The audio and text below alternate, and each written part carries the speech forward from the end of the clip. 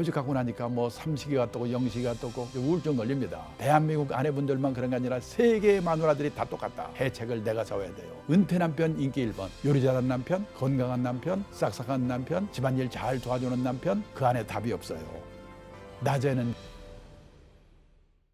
열심히 살았는데 유감스럽게 노후 생활비가 모자라는 사람, 그런 사람 어떻게 살 건가? 제 생각에 우리나라는 모자라는 사람이 대부분 70~80%라고 생각합니다.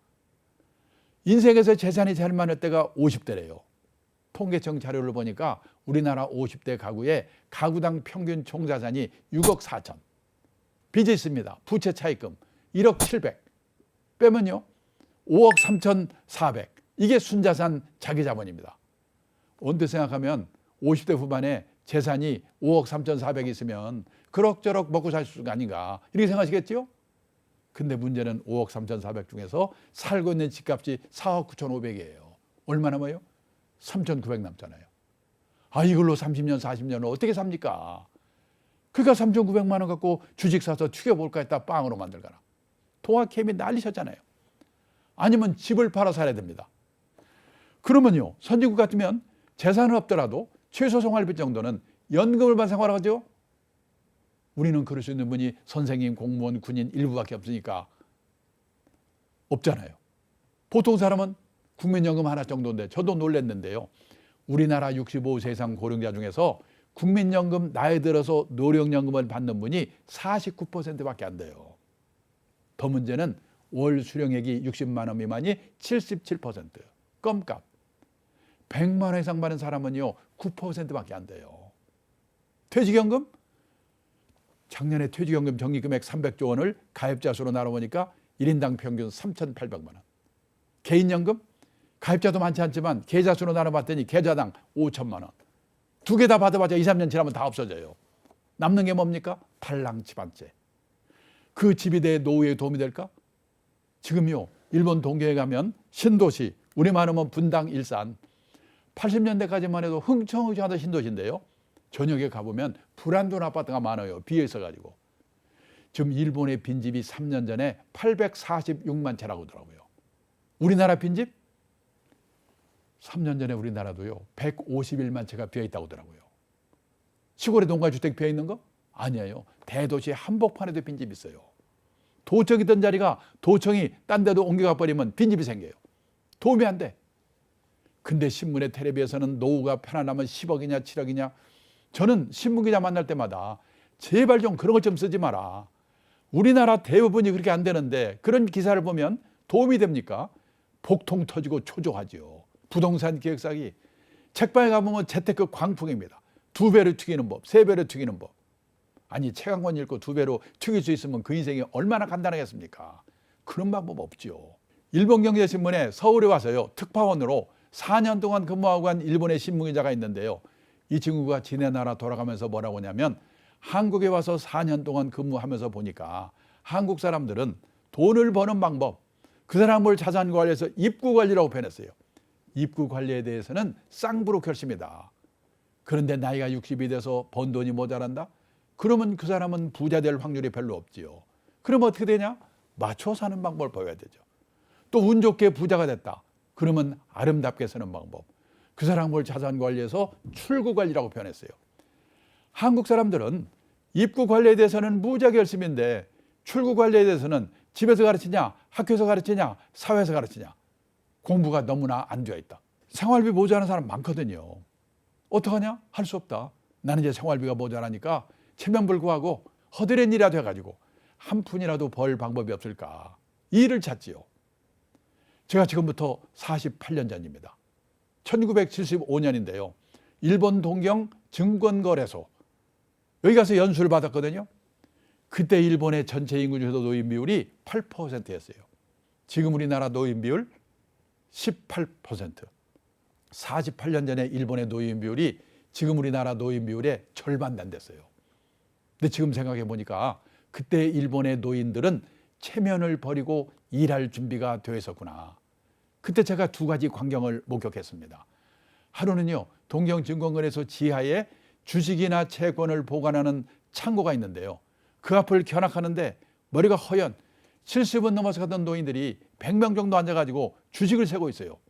제가 놀래가지고 안내하는 분한테 물어봤지요. 저분들 옛날에 뭐 하던 분들입니까? 옛날에는 기업의 간부도 있고 공무원 출신도 있고 한 자리씩 한 사람들이지요. 얼마씩 받아요? 시간당 500엔. 우리 돈으로 5, 6천 원 받고 일한대요. 끝나고 제 숙소가 비즈니스 호텔입니다. 거기를 가보니까 5시가 되니까 인류 호텔이 아니라서 그런지 모르겠지만은 젊은 아가씨들이 퇴근을 하고 할아버지들이 밤땅번으로 교대를 하는 겁니다. 제가 그 두 가지만 가지고 일반화시킬 수는 없지만은 젊은 나이에 그거를 보고 나이가 들어서 이 일을 하려면 폼나고 권한 있는 일은 젊은 사람한테 주고 저렇게 허드렛 일 해야 되는 거구나. 나도 저 오래 살아야 될 텐데 저런 준비하고 살아야 되겠구나. 저는 그때 그걸 본 것이 제 인생에 얼마나 도움이 되는지 모릅니다. 근데 그로부터요 40년이 지나서 2015년 가을이에요. 일본의 어느 유명 주간지가 일본의 퇴직자들이 하고 있는 일을 다스가히 소개했어요. 우리나라 다 있는 거예요. 아파트 관리인, 일본에서도 아파트 관리인 이거 하려고 경쟁률이 50대 1, 50대 1.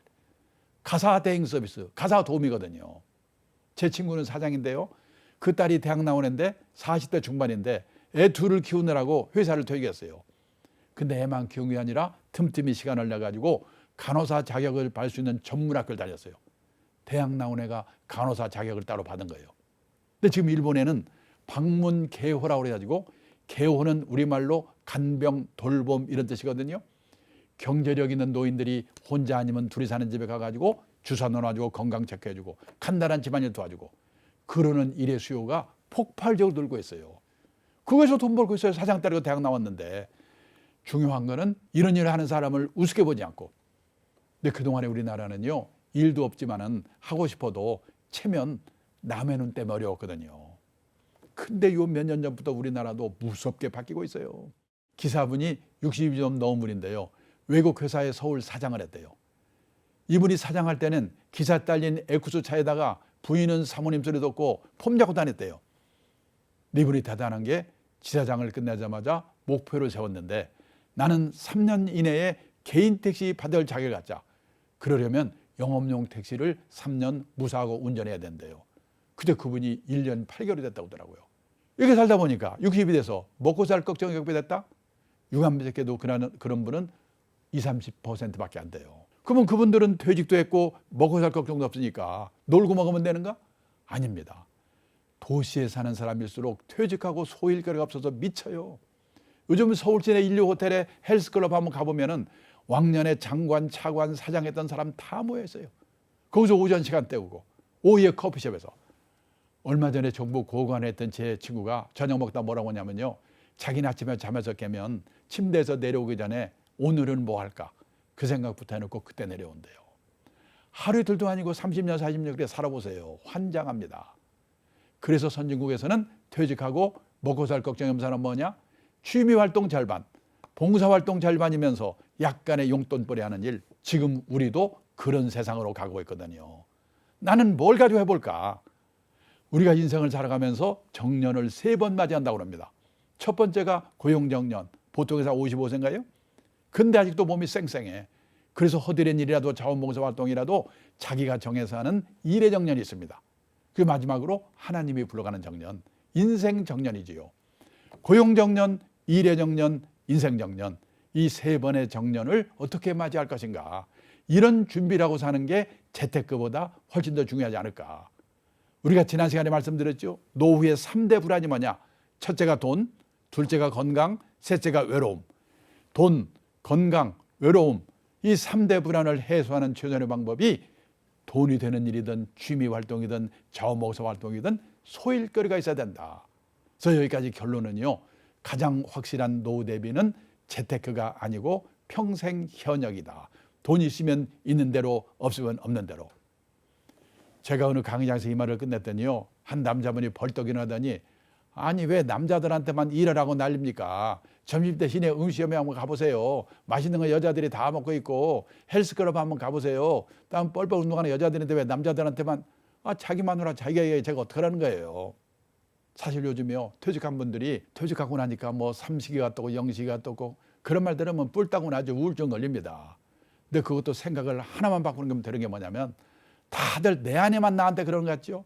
내 아내만 그런 게 아니라 대한민국 아내분들이 다 똑같다. 대한민국 아내분들만 그런 게 아니라 세계의 마누라들이 다 똑같다. 그러면 대책을 내가 세워야 돼요. 그 증거를 하나 보여드리겠습니다. 일본의 오가와 유리라고 은퇴 전문가가 있는데요. 한 달에 한 번씩 에세이 글을 보내오는데 3년 전에 보내온 에세이의 제목이 뭐냐. 일본에서 은퇴 남편 인기 1번. 어떤 남자가 퇴직하고도 인기가 짱인가. 요리 잘하는 남편, 건강한 남편, 싹싹한 남편, 집안일 잘 도와주는 남편, 그 안에 답이 없어요. 낮에는 집에 없는 남편이래요. 다 똑같아. 일본은 더 난리예요.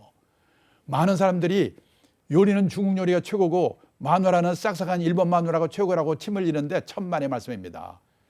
지금 일본의 가정주부들이요. 남편이 퇴직하고 집에 있으니까 이 남편 재택 스트레스 증후군이라는 게 생겼대요. 증세가 뭐냐? 우울증, 고혈압, 천식, 공황장애, 암공포증, 십이장궤양, 키친 트리거, 주방에서 술 홀짝홀짝 마시는 거. 우리는 여기까지는 안 갔잖아요. 왜 우리나라와 일본이 이러는가?